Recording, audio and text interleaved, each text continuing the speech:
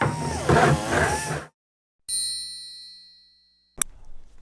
afternoon, welcome to our first video of 2020. Happy New Year. It is the first full weekend of January and we've been hard at it over Christmas. We didn't quite get in to the house, had a couple of setbacks, but things are coming on quite well. So I just thought I'd give you a quick update on some of the progress that we've got. You'll notice we have a nice big pile of rubble now in the driveway. So this has now been sorted in several different areas, or several different types of material.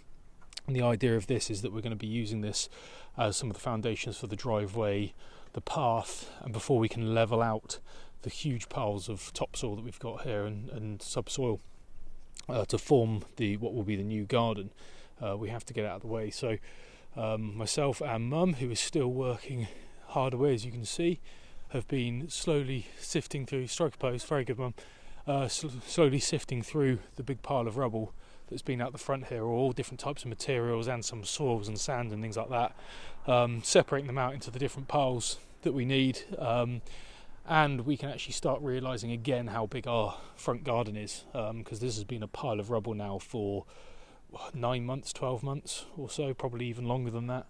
So it's quite nice to be able to actually see a little bit of our garden back again. But the main work that we've been doing has been going on inside. So I've been, along with a couple of our contractors, doing some of the electric work. And if we head on inside, we can see that the mist coat of paint has gone on. We have spotlights in place and ready to go. We have most of the sockets now, including things like the cooker breaker here in the kitchen. Our utilities cupboard's been created. We have the new heat thermostats on. So yeah, it's been going really well. Lots of second fix stuff. You can see Ali's here at the moment and she's putting the mist coat on for the dining room. And Dad has been going around putting on the final coats for the ceiling. So all the ceilings are actually done now and ready to go. We just got to pick a wall covering. The one thing this has really done as well is make everything look much larger. So if we now take a step back and look at the lounge now that it's white, except for these pillars obviously that are still drying a little bit, it just looks absolutely enormous in here. We're really happy with it.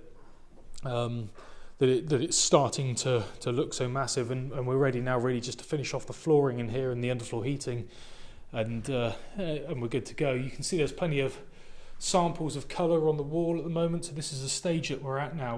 We're sort of getting to this point now where we can start picking wall colours and all those sorts of exciting things.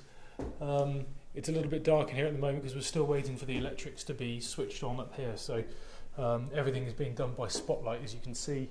At the moment, I'm going to try and turn that spot down a little bit, make it a little bit easier to see.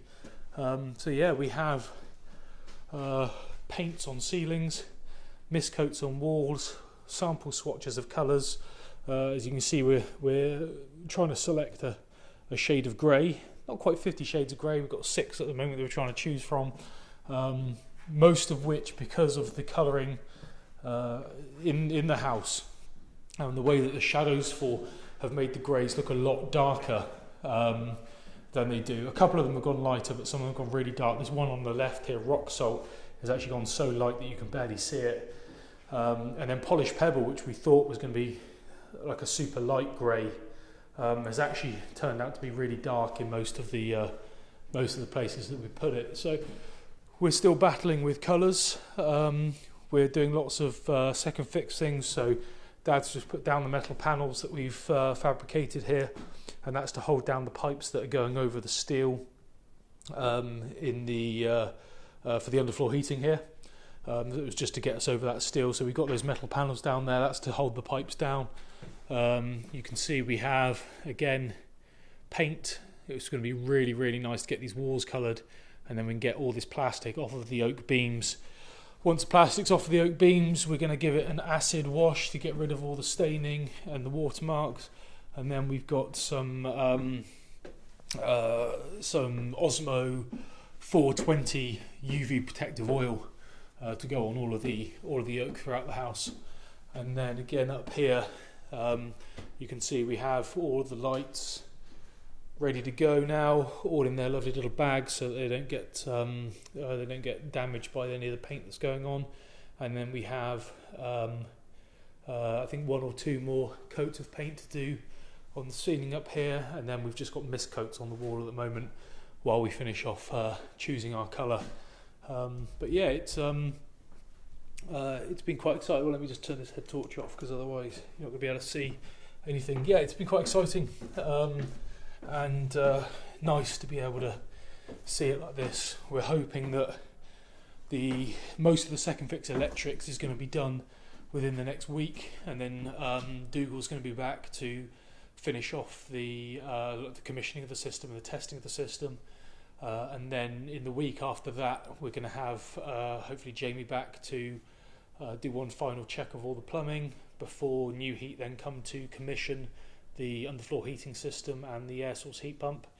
And that means we'll have lights and power and heating, hot water, central heating. Very exciting times. In the meantime, we're going to be getting on with the floors, getting that downstairs flooring in place so that we can then fit the kitchen, finish off the painting and move in. So yeah, lots to do still, but